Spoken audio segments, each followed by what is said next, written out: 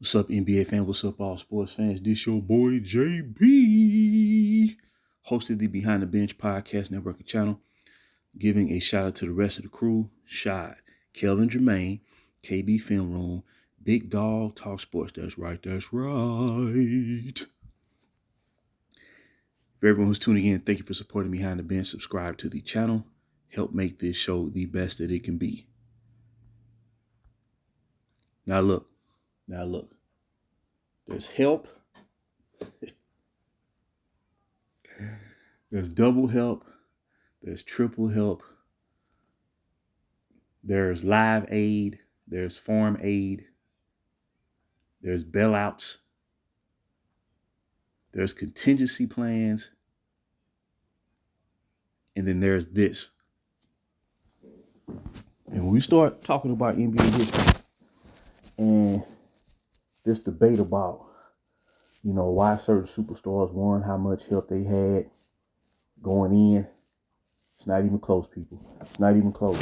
And deep down, the fans of this guy, you know what? It must be tough being a fan of the Hurricane these days. Not doing his first stint doing Cleveland. You had to give him the benefit of the doubt. That's where he started his career. He was drafted there. But what has evolved over time, especially when he left Cleveland the first time in the summer of 2010 to usher in the super team era, because that's when it started. Not the Boston Celtics, not the 80s, not the 70s, not the 60s. Michael Jordan didn't have no super team. Nah. During his first three-peat or second three-peat, nobody ever referred to his team as a super squad. Nah. When you look at this list right here, man, this is just the number one picks. We ain't talking about the number 2 picks, number 3 picks, top 10 picks, all-time shooters, 3-point shooters, defensive player of the year, scoring champions, rebounding champions. I can go down the line. MVPs, they'll say, well, Jordan had Pippen. Yeah, he had Pippen, but Pippen was essentially drafted by the Chicago Bulls. Horace Grant was drafted by the Chicago Bulls. And they did not ascend until their 4th year in the league, as Grant and Pippen entered the NBA the same year in 1987. They didn't come in gangbusters, man. They didn't come in ready-made in the shade.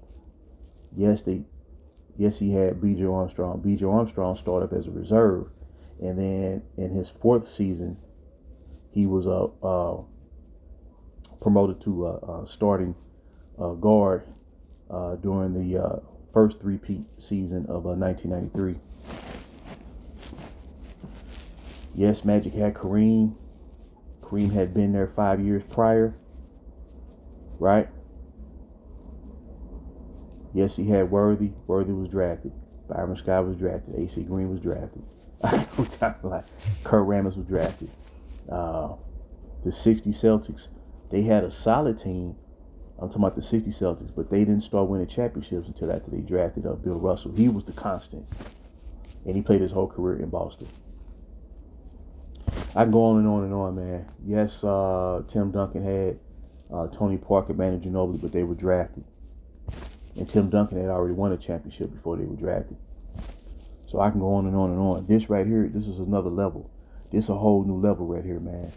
And his fans wonder why he went to 8 straight finals in that Eastern Conference.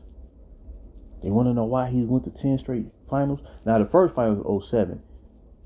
Okay, he advanced to the finals without a super team. But he did not play well in that series, and they lost.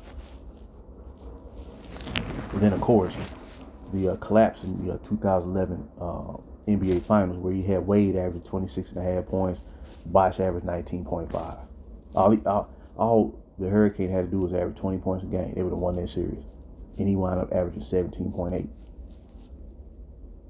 So he showed a propensity to lose a championship play. He's never had a winning percentage in the finals. You know what I mean?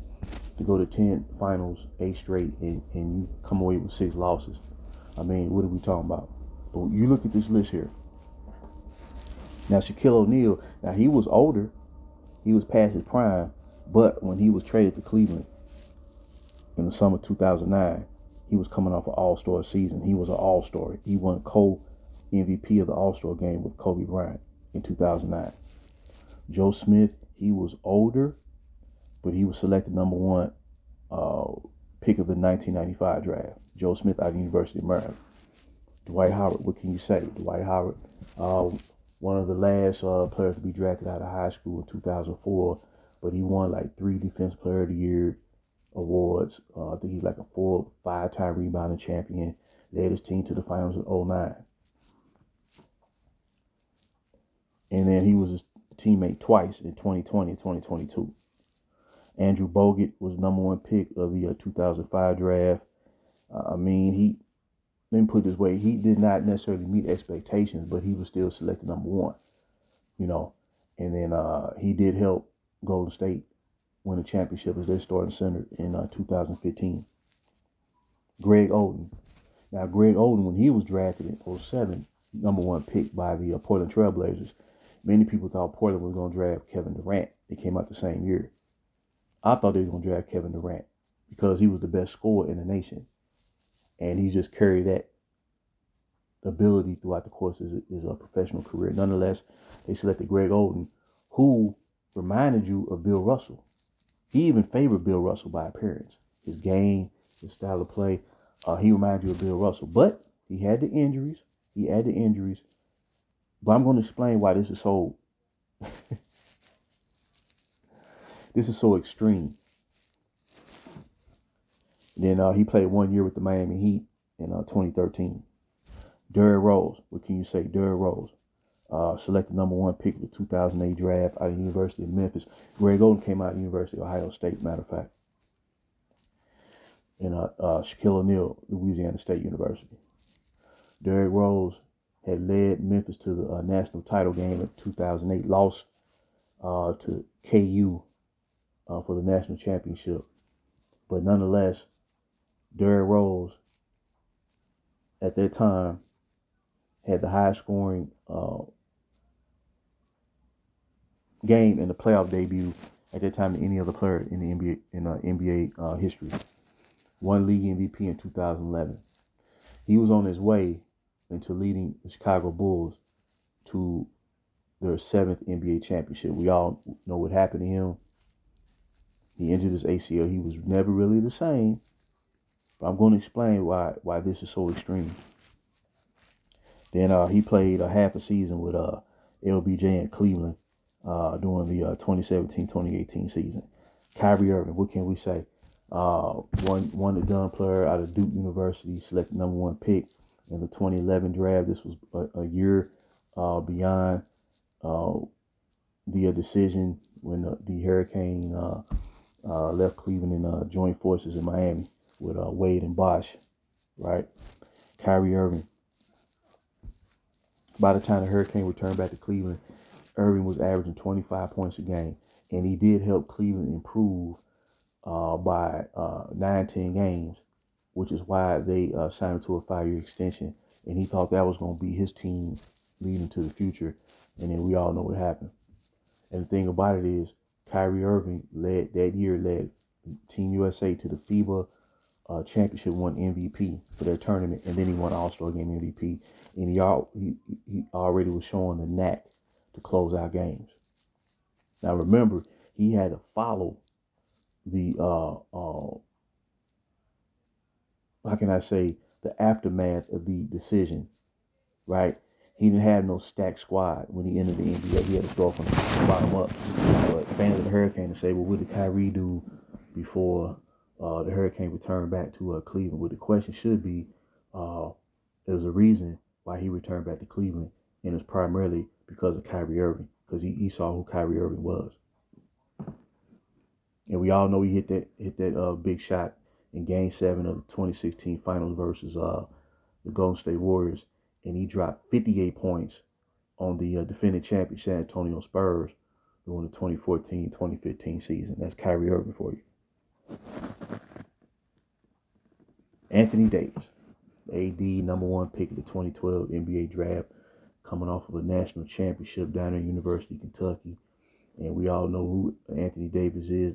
I always said he was a generational talent, the ability to play great defense and to be more offensively uh, capable than Bill Russell. That's what they said about him coming to the league. And when he left New Orleans and got asked to be traded, the previous season he was averaging 28 and 12 people. And he was the only person in the league at that time who was top 3 for league MVP and Defense Player of the Year. And I think he was top 3, top 5 in PER. Lord have mercy. And then you got DeAndre Ayton, the latest number 1 pick this dude is about to play with out of University of Arizona, 2018 draft. He was part of the Phoenix Suns team that advanced to the finals in 2021, which was one of the best finals I've ever seen. Where Phoenix took a 2-0 lead, and then Giannis put on that Superman cape, man, and then helped deliver that title for Milwaukee. The first time in 50 years since Lou Alcindor, Kareem Abdul-Jabbar. Why this is important is that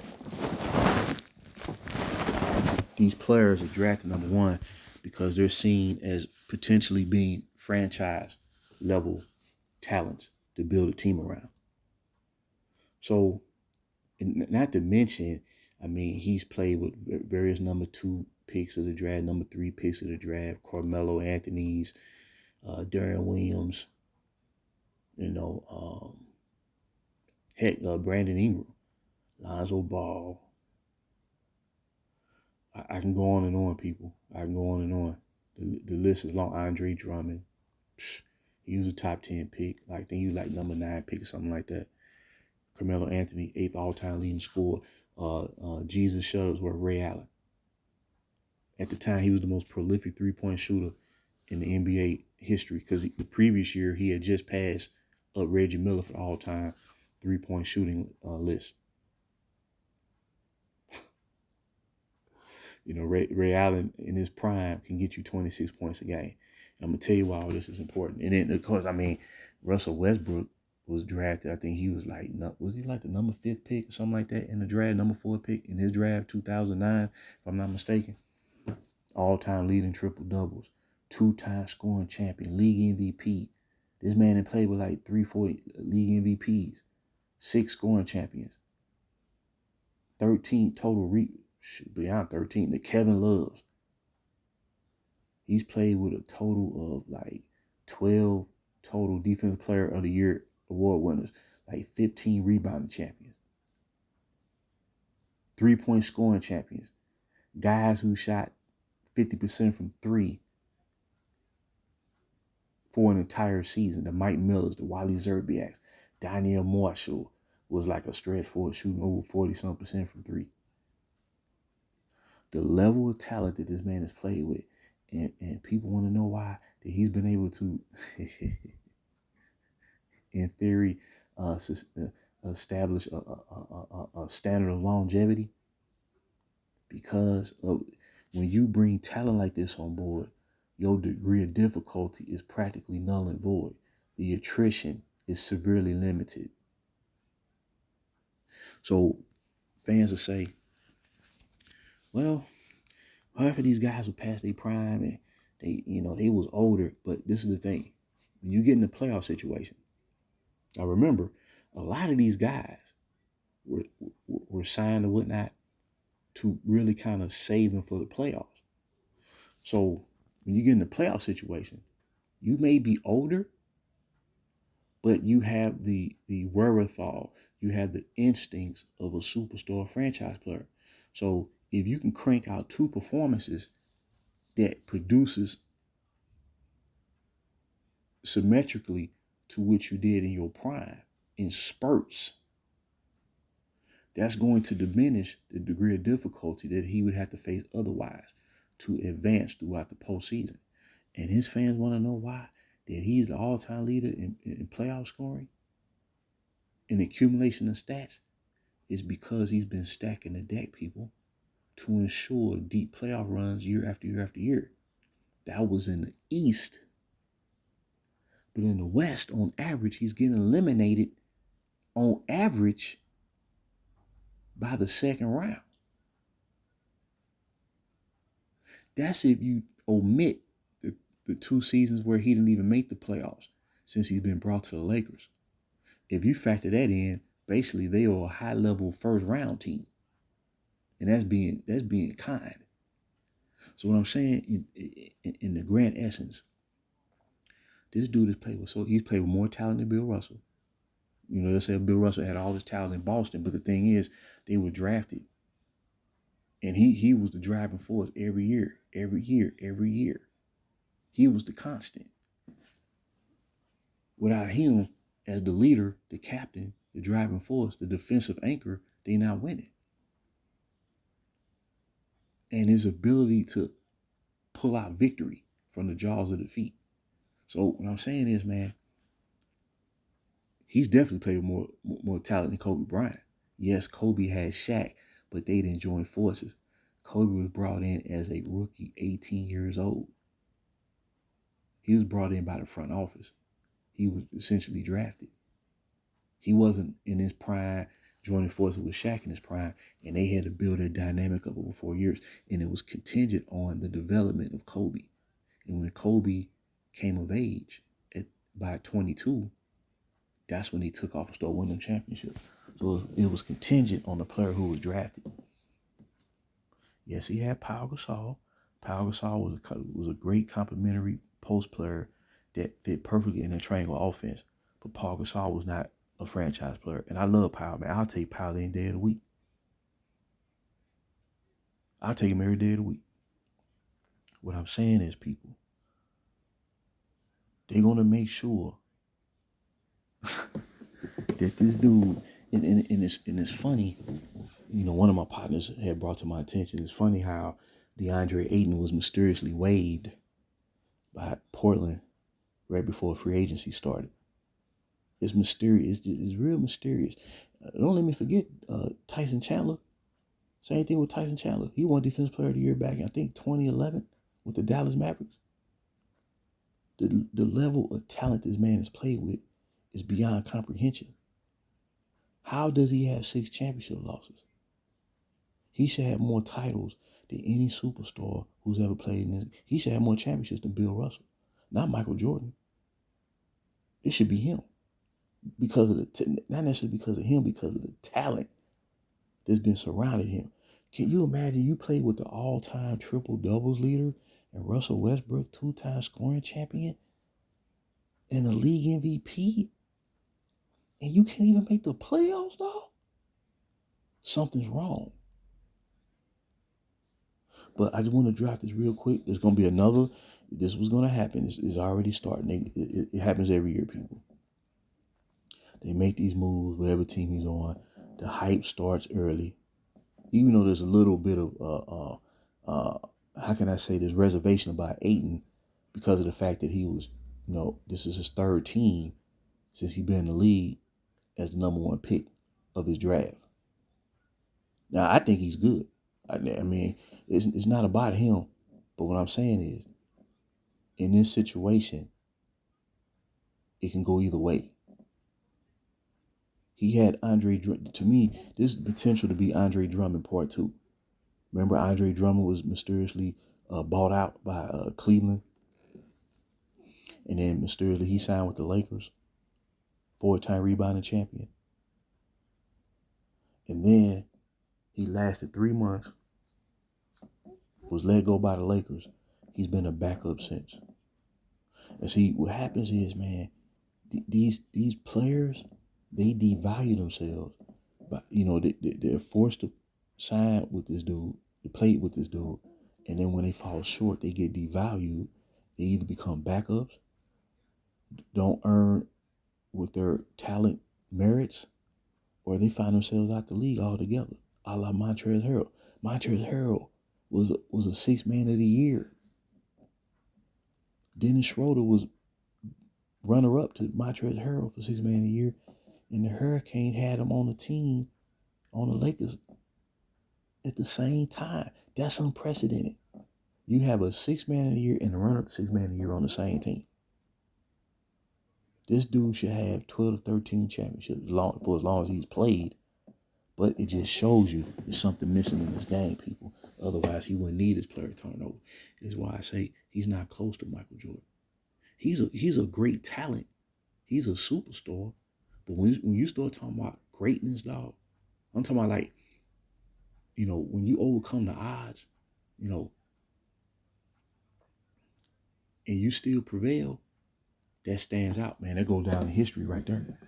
So they're gonna start bragging, they're gonna start sticking their chest out, they're gonna start shaking and baking, and they're gonna start this go talk again by August, and it's gonna be the same wash, rinse, spin, dry yearly cycle when it comes to this dude. And it's so nauseating, man, it makes my head hurt. And what's crazy is when it comes to the center position, when you have a real viable center, he should be your center for at least 6-7 years. And at the end of the day, I know fans of the purple and gold, because I'm a Laker fan always, man. It's just I'm not rolling with this situation until all this is finally over. But at the end of the day, they still can't replace Zubats because of Zubats' rebounding ability and his defensive ability. And like I say, this year, the Clippers, the way they're set up, they're going to have to finally let him be a primary option on the offense. And you're going to see the results. But at the end of the day, man, this dude done played with so much help. That's damn near like a that's like a hit squad right there, man. That's like Voltron, Avengers.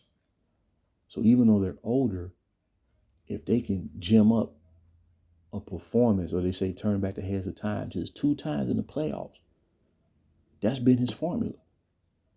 Go.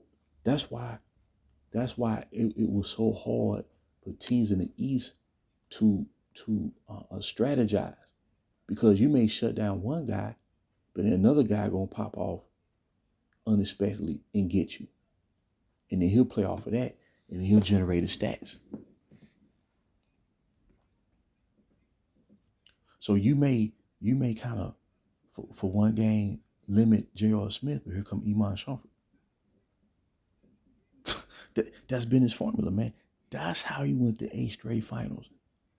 If he played in the West, he ain't going to 8 straight finals. Kobe and Shaq won, and they didn't go to 8 straight. Tim Duncan didn't go to 8 straight finals. He an all-time great, consensus-wise, top 10 greatest player of all time. Top 8, top 7. You know what I'm saying? Golden State didn't go to 8 straight finals. And this is even after they got KD. So what you think gonna happen with this guy? He ain't going to 8 straight finals, people. He's showing you that. He's had AD, Westbrook, Luka. You know what I'm saying? He's had all this talent. So it must be tough being a fan of this guy right now, man. It must be tough. Because you gotta always come up with excuses and points of rationale. And we sitting there looking at it, man. They be trying to help him around the clock. And they still say the Lakers need more. Right now, as of today, they need wing defense. They need another playmaker. This is after the trade of the century 4 months ago. It'll never end until it all finally ends, people. I'm telling you, man. I wish to God the Lakers never would open the doors to this dude, man. This is so boring to me, man. I'm just numb to it, dog. I was so excited about our real players, man, because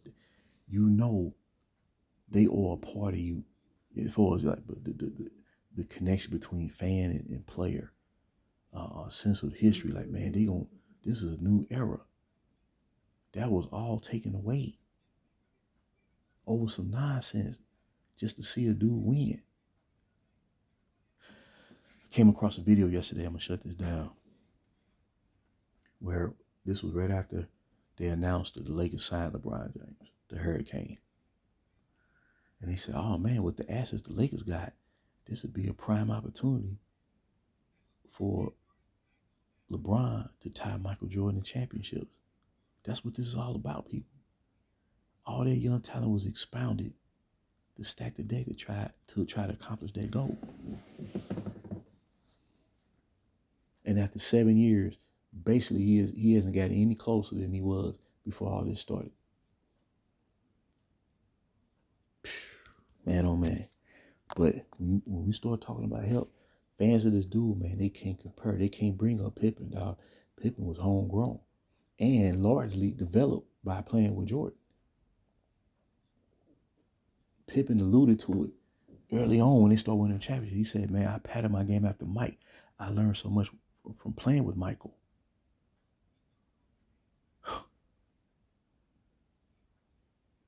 So he couldn't help but become great. Playing with alongside Michael Jeffrey Jordan. Kobe showed how to become and play as a NBA world champion. Turned Trevor Ariza into a contributor to a championship season.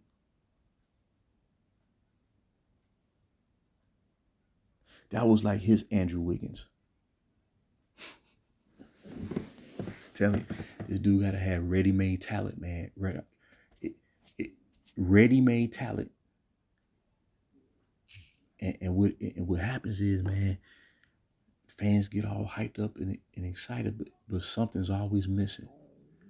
And that's the soul of competition. That's what's missing. That's why Oklahoma City proved themselves during this postseason. They had to play the Denver Nuggets in a tough 7-game series, a Denver team that had just won a championship 2 years ago. And Denver forced them to a 7th game. You see what I'm saying? And OKC, man, they got battle tested for that. They're a real champion. Nothing was given to them. Shea went out there begging for help. He just went out there and led. And he started from the ground up when OKC and became a champion.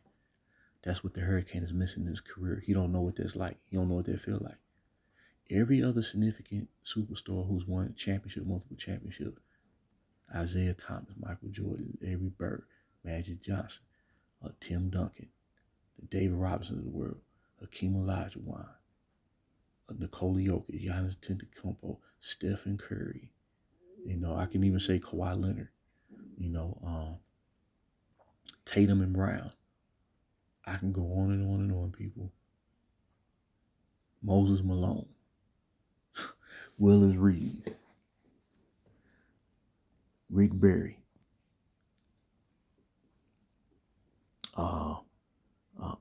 Gus Johnson, Jack Sigma. I can go on and on and on. They all had to go through the fight. Kobe and Shaq. Kobe and Shaq went through so much fire, man. At that point, man, it was like, man, once we break through, man, we going to rack off 3 straight. We refuse to lose. That's what this dude is missing.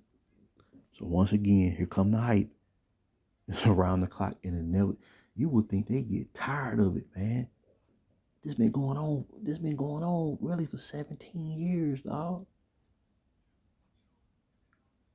My God. When is it going to end? It's suffocating. But they going to bring up Pippen. They going to bring up Shaq. They going to bring up Rodman. But people don't realize Rodman was traded to Chicago for Will Perdue. And initially, Jerry Krause did not want to trade for Rodman because concerns about his attitude.